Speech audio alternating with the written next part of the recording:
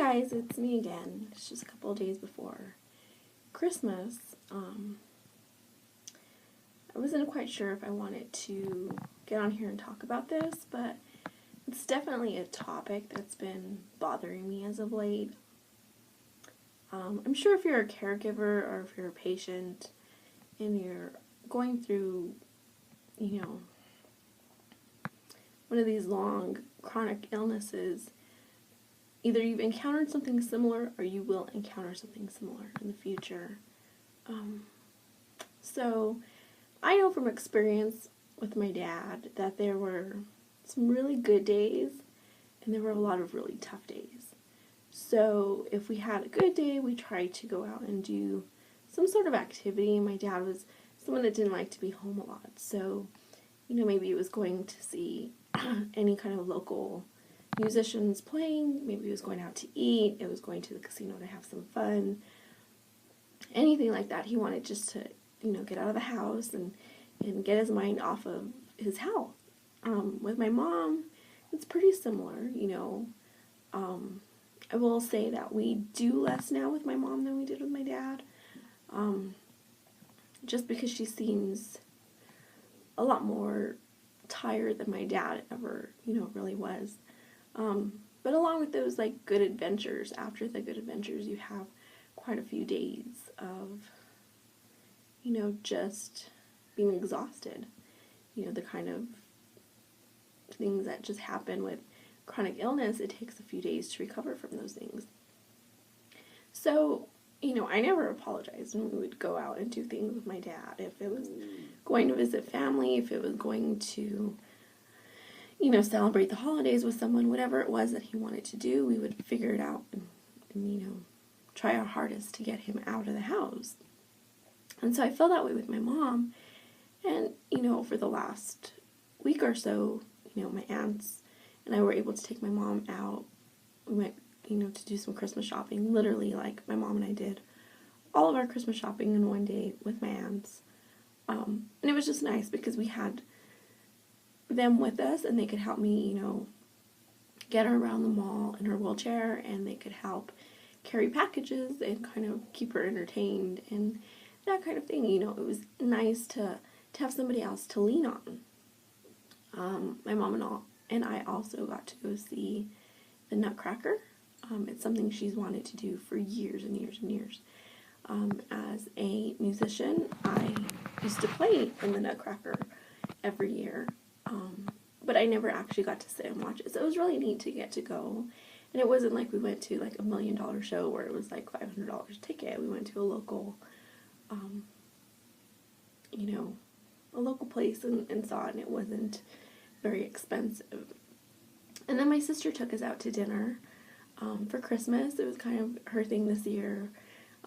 Rather than presents, was spending time with each other, and we completely enjoyed it. My mom really hadn't been out a whole lot, and we went, had a good time, sat and talked for a couple of hours, joked around, caught up. My sister works a lot, so it was neat to just spend that time with her. I think we all agree that we wish we had more days where we could sit around and chat and catch up and do fun things. Last year she came over to the house and we made cookies and just kind of have a really good time. So it was nice to be able to do that.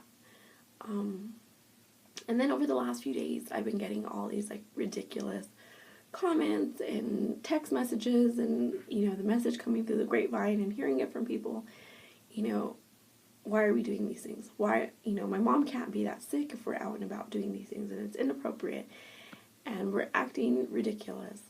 And to me, I don't want, if something happens to her and I don't have her in here, to sit here and regret, she never got to see the Nutcracker because she was too sick last year and we didn't get to go, or we didn't get time with my sister because mom wasn't feeling good and I didn't want her to get out of the house. It's ridiculous. We're in our house, 90% of the time. And if my mom feels able and willing to get up and go and do something, you can bet, your life on it. I'm going to get up and I'm going to take her. And it may be a struggle and we may need to use a wheelchair now. And it may mean that if I take her today for the next 3 or 4 days, we're at home while she rests and kind of recuperates from that. So I would definitely say, if people start judging you for things like that, don't pay them any mind. Like, I was so mad and so aggravated over the last few days. I wasn't even sure, should I talk about it? Should I tell people? Should I say anything? And then I got to thinking, like, I have nothing to sit here and apologize for, and neither does my mom. If she wanted to go see a play and we went, that's our business. It's not, everybody else's business. Or people who don't come and visit her think that they have this opinion, like people who didn't show up to her fundraiser, who don't do the things, and then they come around and they tell me, she can't be that sick if you guys are doing this, or why are you going to see this play? And, she has medical bills and she has this, that, and the other.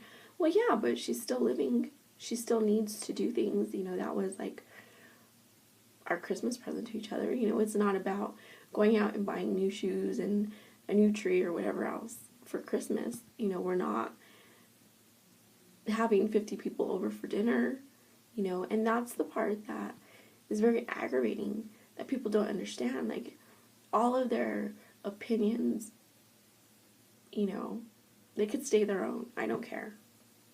I don't want to have this regret that in a year I didn't do those things. I didn't take my mom to those places she wanted to go. She didn't get to go shopping. She didn't, as exhausted as I've been and as much as I've been hurting, we managed to get the tree up. As you can see, like, we have these decorations up here as well. I went outside and I put Christmas lights up. It was whatever I had to do, because I don't know. Like, I don't know what the future holds. I don't know how aggressive this cancer is. I don't know if, God forbid, I get hit by a car and I die. So I'm not going to sit here and live with regrets because people are acting stupid and acting out because, I might take her out to lunch or dinner or, go do something, or our family comes and wants to take us places. I'm not going to sit here and apologize for that. The same would have went for my dad. There were days where he was really, really sick.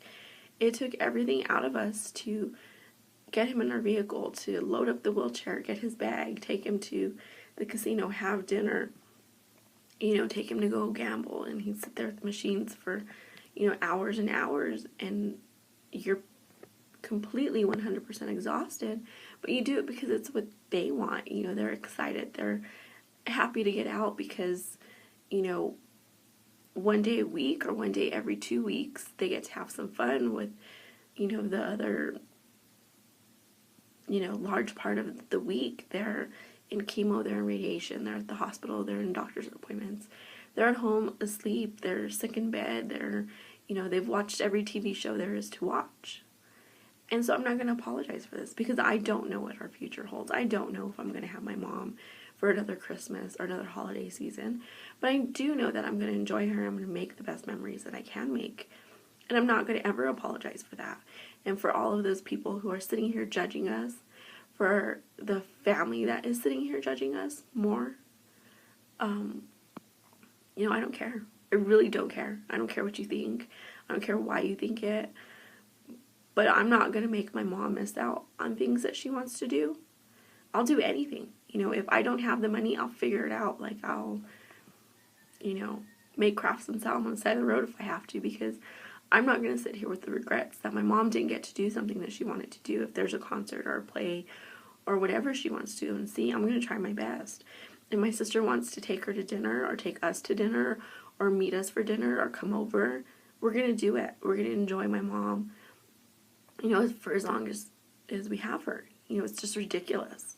It's ridiculous to sit here and actually hear the people that are supposed to love us the most have the most judgment. And so, if I'm not answering your phone calls or emails or text messages, whatever, like, know that you have offended me. Know that I don't care what you have to say. No, it's not going to bother me. Like, I'm not going to let you bother me. I'm not going to let you judge me. I'm not going to let you offend my mom the way you have been. Like, if you can't even come and visit her, that's up to you. That's not up to me. But you will not stop me from making memories with my mom. You will not stop me from those chances of taking her out, whether it be to a tree lighting or out to dinner or to go grab an ice cream. It's not like we're living it up and traveling and doing all these crazy things. I mean, it's like an ice cream like once a week, or it's, you know, going to a tree lighting or having dinner with family. Like, you're not going to stop that. You're not going to stop me from making those memories, spending that time, because I don't know how long I have her. And the reality is, I am in my mid-30s, and I don't have my dad. And I don't know if I'm not going to have my mom. But you're not going to stop me. You're never going to stop me from taking care of her and loving her and spending that time with her. So judge away, because I don't care. Like, I literally don't care anymore what people think or say or, you know, whatever else, because it's our life, not yours. You know, you don't even come visit. You don't care. I'm over it. Like, I'm over the lectures. I'm over the yelling. I'm over the screaming. I'm over the disappointment. You know, I have this time with my mom, and I'm going to enjoy it. For as long as I have with her, like, she's going to be the most important person in my life. And that's just it, you know. And for those people that are going through the same thing, like, don't let people bring you down.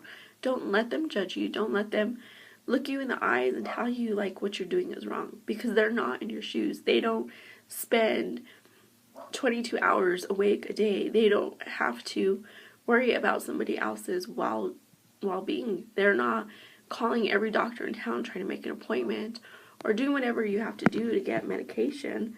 You know, they're not there. They're not in your shoes. They don't know what you're going through. They don't know the pain that your loved one is going through. So don't ever apologize for trying to make those memories or trying to make your loved one smile, because at the end of the day, you know, their smile is the most important thing. To know that they're enjoying their life, regardless of what's going on, regardless of the pain, regardless of what's happening, they're enjoying life. And you should too. So I'll talk to you guys later. Bye.